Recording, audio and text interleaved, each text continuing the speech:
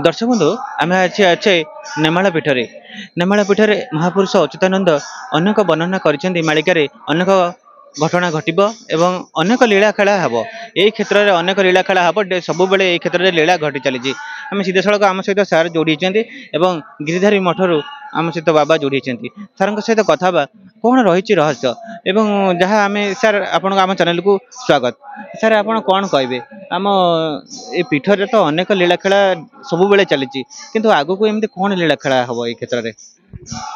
जय जगन्नाथ। जय महापुरुष अच्युतानंद। महापुरुष अच्युतानंद पंचसखा जुगर वरेण्य साधक केवल साधक नुहंती त्रिकालदर्शी से जहा कहिछंती ताहा अक्षरे अक्षरे प्रतिपादित हेउछ। आपण माने जानिथिबे जे आमे एबे जर्सी गाई पालन करूछु आगुरु देसी गाई थिले महापुरुष लिखिथिले जरा यूरु जात गाई जरसी जारज संतान खाइबे बसी। तेणु 600 वर्ष पूर्व से जानी सारी जे जर्सी गाई गोटी आसीबो एवं से जर्सी गाई समाज रे परिव्याप्त हबो। चिंता करंतु तांकर दूरदृष्टि केते थिला एवं से किभଳି भाबरे त्रिकालदर्शी थिले। मालिकारे से अनेक कथा वर्णना करिछन किंतु घटना हेउची कोन सी जो तत्व को नहीं लिखिछंती आमे तत्व भितर प्रवेश करूना। आमे केवल बाहर जहाँ लिखाई आमे पढ़ीदेलु ए दिन प्रलय हम से दिन अघटन घटब इत्यादि किंतु तत्व ता नुह। तांकर तत्व को न जानिले केबे हेले तांकर बाणीर सत्यता को आमे प्रतिपादन करि परिबा नाही। कारण शास्त्र कहे तत्व जानिले तुटे भ्रांति भव सागरु तरी जानती। तेणु महापुरुषंकर सबु लेखा गुड़िक बाहर रूप गोटाए भीतर रूप आउ गोटाए। साधु सन्थ मानक पाई भीतर रूप तत्वर रूप आम मानक पाई बाह्य रूप। तेणु आमे बाह्य रूप रे माति थिबारु आमे तांको बाणी को सबडे प्रचार करूछु किंतु प्रकृत जिनिस कोन से लिखिचंती ताकू आमे एपर्यंत धरि पारिना। जेउथि पाई तांकर बाणी आमे प्रचार कले मध्य प्रसार कले मध्य काहेकि एबळी होउनै को दिन हबो किंतु आमे प्रकृत रे से तत्व भीतर को केही प्रवेश करिना हूं।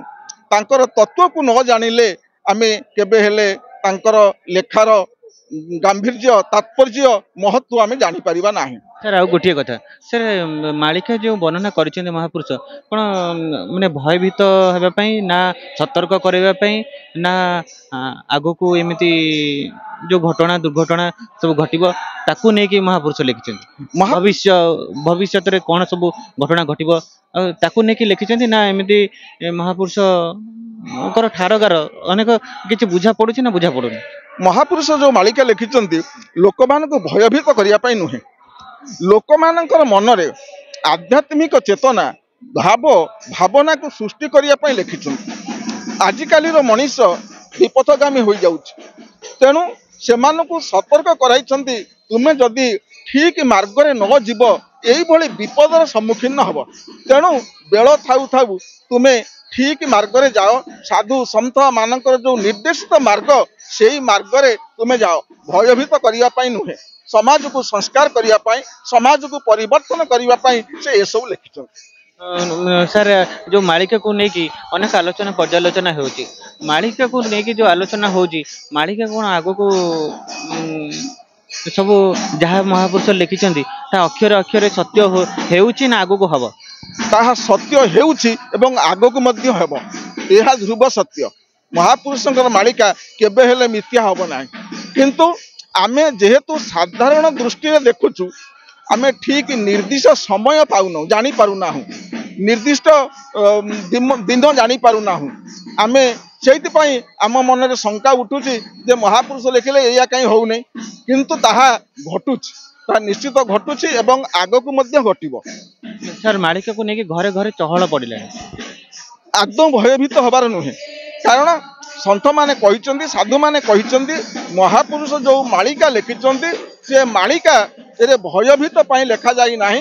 से मालिका एइति पाई लेखा जाईछि जे आमे सतर्क हबा आमे ठीक मार्ग रे चलिबा एवं आमे आध्यात्मिक मार्ग रे गति कले महापुरुषंकर निर्देशित मार्ग रे गति कले आमर किछि असुविधा हबो ना।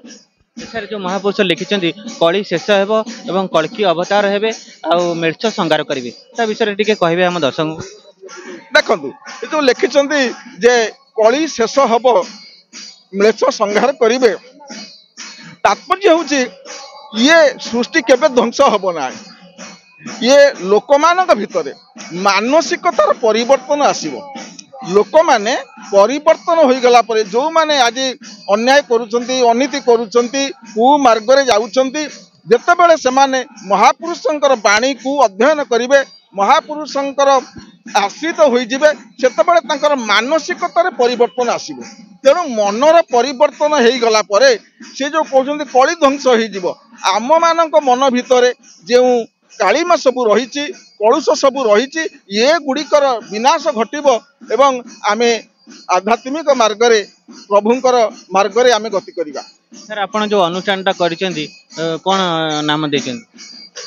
आम अनुष्ठान नाम होउची जे श्रीमद् भगवत गीता प्रचार परिषद। यह आमे 1999 मसीह रे गठन करिथिलु। उद्देश्य थिला आमे ओडिशार विभिन्न स्थान रे भगवान श्रीकृष्णंकर श्रीमुख निश्रुत बाणी गीतार प्रचार प्रसार करिबा। आमर निष्पत्ति निया जाइतला जे आमे जेउठारे ये गीता पारायण करिबा आमे अनुष्ठान पाई टंकाटी आनिबा नाही। बिना पैसा रे आमे ईश्वरंकर बाणी भगवानकर बाणी प्रचार करिबा। सर आपण चाकरी करथिले रिटायर्ड हे सरछन। हां केबे मु 19 रे रिटायर्ड हेली किंतु चाकरी थिबा भितरे भी आपण महापुरुषक कथा को प्रचार प्रसार करि आछन। हां हां हां मु चाकरी रे थिला बेले मु ए लाइन रे आसीची एवं प्रभुंकर कृपारू मु एथि पई महापुरुष को निबिड़ भाव में भल पाए जे मोर निक नेम होची बट जहा महापुरुषंकर कृपारू मु जन्म लाभ करी बोली बापा बो कहती। तेणु मु पिला दिनरू प्रभुंक पाखरे भक्ति रही तापरे अनुष्ठान रे पशिला परे आमे बर्तमान समस्ते सेई लाइन रे आमर जो अनुष्ठान जोठिक जाए आमे सेठी आमर विग्रह नौ जो राधाकृष्ण विग्रह थाए एवं महापुरुष अच्युतंकर विग्रह थाए। तेणु गुरु भाव में आम अच्युतानंद को आग पूजा करूँ वंदना करूँ तापर आम कृष्णकर राधांकर वंदना करी आम आमर कार्यक्रम आरंभ करूँ। सर आपन को बहुत बहुत धन्यवाद। दर्शक बंधु आम सहित जोड़ी ही रुहतु। दर्शक बंधु आम सहित बाबा जोड़ी होती गिरिधारी मठरू आसी एवं से जो अनुष्ठान अच्छी से अनुष्ठान से भी रही सीधे सहित कथा जे महापुरुष अनुभूति तो अनेक रही कि भी संक्षेप खाली कथा बाबा कौन कहे आम दर्शक बंधु मान महापुरुष जहाँ सब वर्णना कली शेष महापुरुष जहाँ सब वर्णना कर तो अक्षर अक्षर सत्य हो चली आग को हम कली शेष हेल्ले कौन हम। सुंदर कथा गोटे पचारे अच्युत गोलकनाथ साक्षात विष्णु स्वरूप जो जगन्नाथ मूर्ति नीलाचल स्थित से ही जगन्नाथ मूर्ति पद्म बने उदित। आज जे पद्म बन बसी से निजक दासानुदास बोली कहते से बेले केतबेले कहते मो महंत मु जने साधक ये कथा केतबेले वर्णना करना तांकर से जहाँ कहते एबे तो सार कहते आपन शुणी तांकर कथा गुड़िक सबूक सत्य गोटे उक्ति तांकर कहूची से लिखिं गोटे जगार 13-4-4 होइथिबो जेबे बुझिले 13-4-4 होइथिबो जेबे रवि सुत जाइमिने रही तेबे धनु संगतरे गुरु करिथिबे वास निश्चय जानिबु पृथ्वी होइबो विनाश। निश्चय तो आमे बर्तमान विनाश मुखी आमे एटी जो विकास आपण देखुचंती 10 तला कोठा तैयारी होउची रास्ता घाट तैयारी होउची सब गुड़ाक तैयारी होउची। बर्तमान मंदिर मानकर थला मंदिर मानकर थला उपासना स्थली प्रत्येक मंदिर थला उपासना स्थली सेठी लोक माने उपासना करुथिले साधना करुथिले भगवान पाखे नतमस्तक होते।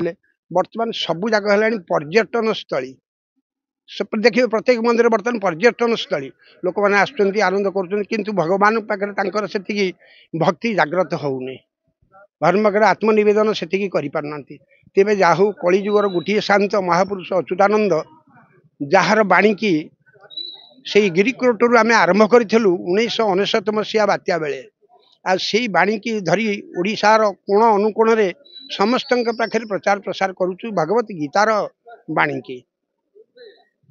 ବାବା ଯୋଉ କଳିର ଶେଷ ନିଶ୍ଚୟ ହବ। ନିଶ୍ଚିତ ହବ। ମହାପୁରୁଷ ଲେଖିଛନ୍ତି ଦେଖୁନୁ, ଆପଣ କ'ଣ ଜାଣିପାରୁନାହାନ୍ତି? ଏବେ ଆମେମାନେ କ'ଣ ଅଙ୍ଗେ ଲିଭେଇ ପାରୁନେ?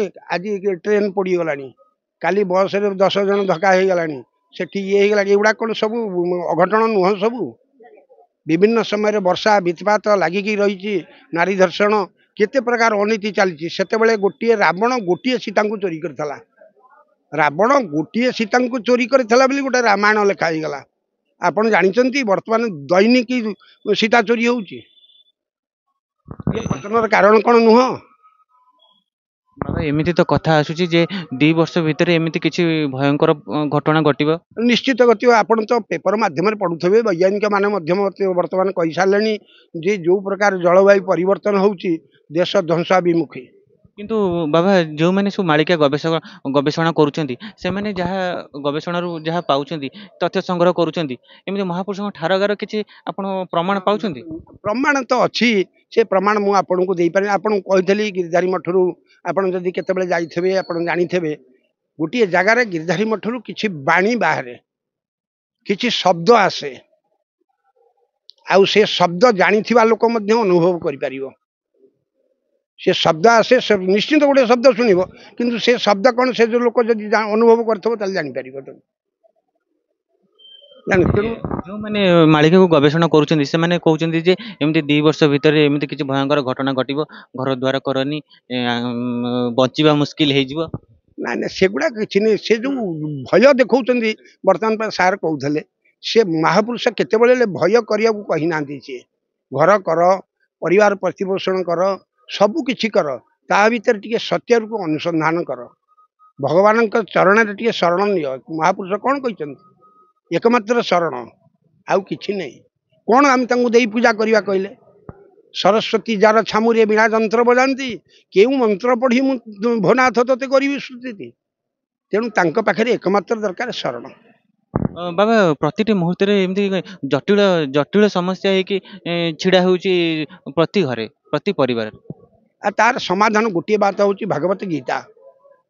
ଆଜି ଆପଣଙ୍କୁ କହୁଛି, ଭଗବତ ଗୀତାର ଯଦି ଗୋଟିଏ ଲୋକ ଦୈନନ୍ଦିନ ଗୋଟିଏ ଶ୍ଲୋକ ଅଧ୍ୟୟନ କରେ, ଗୋଟିଏ ଶ୍ଲୋକ ଅଧ୍ୟୟନ କରେ, ଯେତେ ପ୍ରକାର ବିପତ୍ତି ଅଛି ତାର ସବୁ ଦୂରୀଭୂତ ହେଇଯିବ। କାହାର କି ଡାକିବା ଦରକାର, ନିଜେ ଅଧ୍ୟୟନ କରିବ। ସେଇ ଗୋଟିଏ ଶ୍ଲୋକ ପାଠ କରି ଭଗବାନଙ୍କ ଚରଣାରବିନ୍ଦରେ ଶରଣ ପଶିବ, ନିଶ୍ଚିତ ଭାବରେ ସବୁ ଯାକ ଖଣ୍ଡନ ହେଇଯିବ। ଯେଉଁ କଥାଟା ଅଛି, ଯାହା ମହାପୁରୁଷ ଲେଖିଛନ୍ତି, ଏଠି ଚୋର ଖସିଯିବ ସାଧୁ ବନ୍ଧା ହବ, ସେଇ ଯୋଉ କଥାରେ ଲେଖା ହେଇଛି, ସେମିତି କ'ଣ ଏବେ ଘଟୁଛି? ହଁ, ସେଇଟା ଠିକ କଥା କହିଛନ୍ତି ଆପଣ। ସେଇ କଥାଟି ବର୍ତ୍ତମାନ ଯୋଉମାନେ ସାଧୁମାନେ, ସେମାନେ କିଛି ଉତ୍ତର କରିପାରୁନାହାନ୍ତି, ସେମାନଙ୍କ ପାଖରେ ସାକ୍ଷ୍ୟ ଦେବାକୁ କେହି ନାହାନ୍ତି, ସେଇମାନେ ବର୍ତ୍ତମାନ ବନ୍ଧା ହେଉଛନ୍ତି। ବନ୍ଧା ହେଲେ ବି ସୁଦ୍ଧା ସେମାନଙ୍କର ଜୟ ଯୁଗେ ଯୁଗେ ରହିଛି ଏବଂ ରହିଛି, ରହିବ। ଶେଷରେ ଆମ ଦର୍ଶକ ବନ୍ଧୁ ମାନଙ୍କୁ କ'ଣ କହିବେ? ଆଜ୍ଞା, ଶେଷରେ ଆମ ଦର୍ଶକ ବନ୍ଧୁ ମାନଙ୍କୁ ମାଳିକା ବିଷୟରେ କ'ଣ କହିବେ? ମାଳିକା ବିଷୟରେ କହିବା, ସମସ୍ତେ ସେଇ ଭଗବାନଙ୍କର ଶରଣରେ ଆସନ୍ତୁ, ଆଉ ପରର ଉପକାର କିଛି କରନ୍ତୁ, ଆଉ ସତ୍ୟ କଥା ସବୁବେଳେ କରନ୍ତୁ, କୁହନ୍ତୁ, ପରିବାର ଭିତରେ ସୁସମ୍ପର୍କ ରଖନ୍ତୁ। ଦେଖନ୍ତୁ, ସମ୍ପର୍କ ବର୍ତ୍ତମାନ ସମ୍ପର୍କ ଆମର ଛିନ୍ନ, କେବଳ ମୋବାଇଲ ମାଧ୍ୟମରେ ଆମର ସମ୍ପର୍କ ଛିନ୍ନ ହେଇଯାଇଛି। ଆମେ ପରସ୍ପର ଗୋଟେ ବୃହତ ପରିବାର ଆଉ ଗୋଟେ ଅଛି, 4 ଭାଇ ଏକାଠି ଅଛନ୍ତି, ଆଉ ସବୁ ଜଣେ ଜଣେ ହେଇଯାଇଛନ୍ତି। ସୁନ୍ଦର କଥା ଗୋଟିଏ ମନେ ପଡ଼େ, ସେତେବେଳେ ଦ୍ୱାପର ଯୁଗର କଥା। ସେତେବେଳେ କହିଥିଲେ ଭଗବାନ କୃଷ୍ଣ ପାଣ୍ଡବମାନ 5 ଭାଇକି କହିଥିଲେ, ତମେ ଯାଅ ବୁଲି ଆସ, କିଏ କ'ଣ ଆଶ୍ଚର୍ଯ୍ୟ ଜିନିଷ ଦେଖୁଛ ଆସି କୁହ। ଆଉ ସିଏ ଗୋଟିଏ ଅର୍ଜୁନ ଗୋଟିଏ କଥା ଦେଖି ଆସି କହିଥିଲେ, ଗୋଟିଏ ଜାଗାରେ 5ଟା କୂଅ ଅଛି, ଆଉ 4ଟା କୂଅରେ ପାଣି ଅଛି, ଗୋଟାଏ କୂଅରେ ପାଣି ନାହିଁ। ଦେଖନ୍ତୁ, 4ଟା କୂଅରେ ପାଣି ଅଛି, ଗୋଟାଏ କୂଅରେ ପାଣି ନାହିଁ। ତେଣୁ ସିଏ ସେତେବେଳଠୁ ସେ ଯୋଉ ବିଷୟ କହିଥିଲେ ସେଗୁଡ଼ା ଯୁଗେ ଯୁଗେ ବର୍ତ୍ତମାନ ସତ୍ୟ ହେଇକିରି ଚାଲିଛି। ବର୍ତ୍ତମାନ ଦେଖିବେ 4 ଭାଇ ଥିବେ, ଯଦି ବଡ଼ ପୁଅ ଚାକିରି କରିଥିବ, ମଝିଆ ପୁଅ କୋଉଠି କରୁଥିବ, ଗୋଟାଏ ପୁଅ ଚାକିରି କରିନଥିବ, ଇଏ କରୁଥିବ, ବାପ କହିବେ ଏଇଟା କୁଳାଙ୍ଗରଟା। କିନ୍ତୁ ସିଏ ବାପକୁ ସବୁବେଳେ ପୋଷୁଥିବ ସେଇ ପୁଅଟି, ବାପା ପାଖରେ ସେବା କରୁଥିବ ସେଇ ପୁଅଟି, କିନ୍ତୁ ବାପ ତାକୁ କୁଳାଙ୍ଗାର ପୁଅ ତାକୁ। ବାବା ଯାହା ମହାପୁରୁଷ ଲେଖିଛନ୍ତି କଳ୍କି ଅବତାର ହେବେ, ମହାପ୍ରଭୁ ଯେତେବେଳେ ଆସିଛନ୍ତି ସେ କ'ଣ ନିଜେ ନିଜେ କହିଛନ୍ତି ମୁଁ ପ୍ରଭୁ ଆସିଲି ବୋଲିକି? ସିଏ କିଛି କହିନାହାନ୍ତି, ତାର ସମୟ ସବୁ ଦେଖାଯାଇଛି, ବିପରୀତ ସମୟ ସବୁ ଦେଖାଯାଇଛି। ଯେତେବେଳେ ଆସେ ଆପଣଙ୍କର ଦେଖନ୍ତୁ ସେଇ ଦ୍ୱାପର ଯୁଗ କଥା କହୁଛି, ଯେତେବେଳେ ରାଜା ଯୁଧିଷ୍ଠିର ଯାଇଛନ୍ତି ନଗର ପରିଭ୍ରମଣ କରୁଛନ୍ତି, ସେତେବେଳେ ଦେଖିଲେ ଗୋଟେ କମାରଶାଳରେ କୋଲପ ତିଆରି ହେଉଛି। ସେ କହିଲେ ଏଇଟା କ'ଣ? ସେମାନେ ଜାଣିନଥିଲେ ଏଇଟା କ'ଣ ବୋଲି। ସେତେବେଳେ କବାଟ ମେଲା ଥିଲା, ସେତେବେଳେ ତେଣୁ ଜାଣିଲେ ଯେ କଳିଯୁଗ ଆସିଯାଉଛି। ତେଣୁ କେତେବେଳେ କେହି କହିକିରି ଆସନ୍ତିନି, ଆମକୁ ଆସିବାର ସମୟଟା ଆମେ ଆମେ ଜାଣିପାରିବା। ମାନବ କଣ ନିଜେ କହିବେ ପ୍ରଭୁ ବୋଲି? ନାଇଁ ନାଇଁ, ସେଇଟା ଭୁଲ କଥା, ସେଇଟା ଭୁଲ କଥା। ମାନବ ସକଳ ଘଟେ ନାରାୟଣ ବସନ୍ତି ଅନାଦି କାରଣ। ନାରାୟଣଙ୍କ ଭଗବାନଙ୍କର ଇଏ ମାନବ ଗୋଟିଏ ହେଉଛି ଭଗବାନଙ୍କର ସତ୍ତା। ଭଗବତ ଗୀତାରେ ମଧ୍ୟ କହିଛି ମମେ ବାଂଶ ଜୀବଲୋକେ ଜୀବଭୂତ ସନାତନ। ମୋର ଅଂଶ ହେଉଛନ୍ତି ମଣିଷ ମାନେ। ଆପଣ ଜାଣିଥିବେ ଆପଣଙ୍କର ଗୋଟେ ଗୋତ୍ର ଥବ। ଆପଣଙ୍କ ଗୋତ୍ର କ'ଣ? ନାଗସ୍ୟ ଗୋତ୍ର। ଆପଣ ନାଗସ୍ୟ ଋଷିଙ୍କର ଆତ୍ମଜ। ଆପଣ କେବେ ଆପଣ ଭୁଲ କାମ କଲାବେଳେ କେତେବେଳେ ଚିନ୍ତା କରିଛନ୍ତି ଯେ ମୁଁ କେଉଁ କାହାର ଆତ୍ମଜ, ଇଏ ଭୁଲ କାମ କରିବିନି? ଯେତେବେଳେ ଆପଣ ଥରେ ଗୋତ୍ରକୁ ଚିନ୍ତା କରିବେ, କେତେବେଳେ ହେଲେ ଆପଣ ଭୁଲ କରିବେନି। ତେଣୁ ଆମେ ତାକୁ ଚିନ୍ତା କରିନେଇ ବର୍ତ୍ତମାନ। ବାବା ପଞ୍ଚସଖା ବି ଜନ୍ମ ନେବେ, ଯାହା ମହାପୁରୁଷ ଲେଖିଛନ୍ତି। ପଞ୍ଚସଖା ଯେଉଁମାନେ କହିଦେଉଛନ୍ତି ମନେ ମନେ ନିଜକୁ ଭଗବାନ ପଞ୍ଚସଖା କଳ୍କି, ତାଙ୍କୁ କ'ଣ କହିବେ? ତାଙ୍କୁ ବାବା କ'ଣ କହିବା, ଆମେ କ'ଣ କହିବା? ସେମାନେ ତ କଳିକି ଭଗବାନ କେଉଁଠି କହିଲେ ତା ମାୟା ତାକୁ ଅଗୋଚର, କାହିଁ ଜାଣିବେ ନରଚାର। ତେଣୁ ଇଏ ମଣିଷ ମଧ୍ୟ ଭଗବାନ ଯିଏ କହିଲେ ମୋ ମାୟାକୁ ମୁଁ ବି ଜାଣିନି।